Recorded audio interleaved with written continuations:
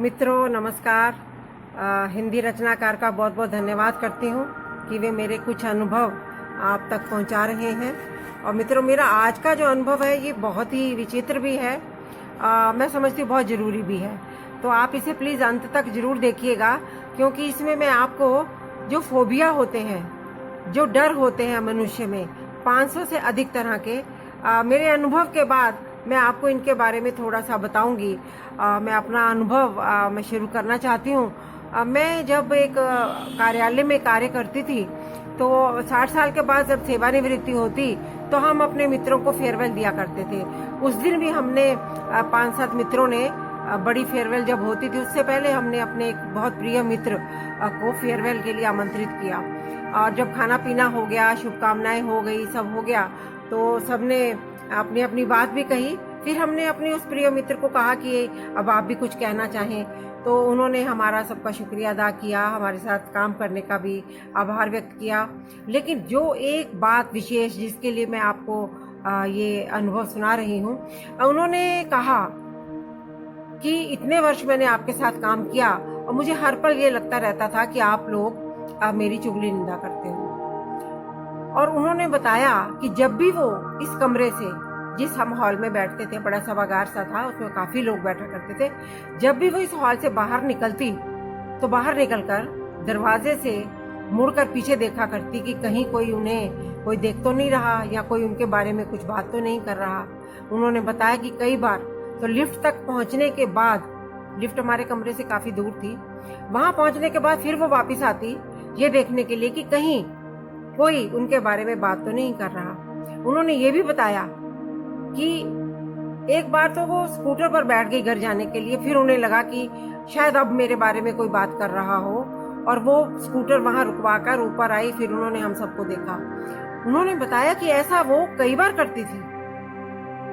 और फिर उन्होंने हमसे पूछा जाते हुए कि आप सच सच बताना, क्या आप सचमुच मेरे बारे में कभी कोई चुगली निंदा करते थे? तो सब मित्र बहुत हैरान भी हुए। और मित्रों, मैं तो बहुत दुखी हुई, मैं आज भी बहुत दुखी हूँ कि उनको ऐसा लगता रहा इतने वर्ष, और उन्होंने कभी हमसे किसी से इस बारे में कोई बात नहीं की। अगर वो उसी समय इस बारे में बात कर लेती हमसे और हम कह देते कि नहीं ऐसी कोई बात नहीं, तो शायद वह सहज रूप में अपना जीवन बिता सकती। ये जो भय है, ये जो हमारे भीतर रह जाता है, ये हमें बहुत ही दुखी कर जाता है, और इसकी कोई दवाई भी नहीं जब तक हम किसी को बताएंगे नहीं, किसी को पता ही नहीं लगेगा। तो मित्रों, मैं आपको ये बताना चाहती हूँ। फिर मैं जब घर आई, मैंने, हमारे एक मित्र हैं डॉक्टर, उनसे मैं कभी कभी कुछ चिकित्सा विज्ञान की बातें भी कर लिया करती थी, कुछ कहानी कविता लिखने से पहले। तो मैंने उनसे पूछा, तो उन्होंने बताया कि ये जो फोबिया है ये 500 से अधिक तरह के होते हैं। कुछ लोगों को पानी से डर लगने लगता है, उसे हम एब्लूटोफोबिया कहते हैं। कुछ लोगों को हमेशा असफलता का भय रहता है, पता नहीं होगा कि नहीं होगा, वो एंटीफोबिया कहलाते हैं। कुछ लोगों को हमेशा लगता है कि मैं तो कुछ नहीं, मेरा तो कुछ नहीं, हीन भावना से जो हमेशा ग्रस्त रहते हैं, उनको एथाजियोग्राफोबिया कहते हैं।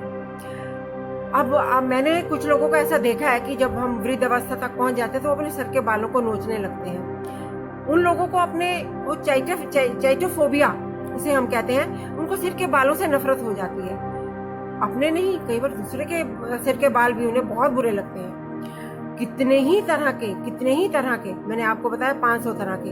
कैप्रीफोबिया है, हिस्टेरोफोबिया हमें हमेशा लगता है कि हम कोई भी डिसीजन लेंगे, कोई भी निर्णय लेंगे तो वह अवश्य गलत ही होगा। ऐसा लगना भी क्यों? हिस्टेरोफोबिया, डॉक्टर कहते हैं कि हिस्टेरोफोबिया है। कार्लिफोबिया भी है, कैल्रोफोबिया भी है। क्रोध से डरने को हम कैल्रोफोबिया कहते हैं। तो मित्रों, कितनी ही तरह के फोबिया।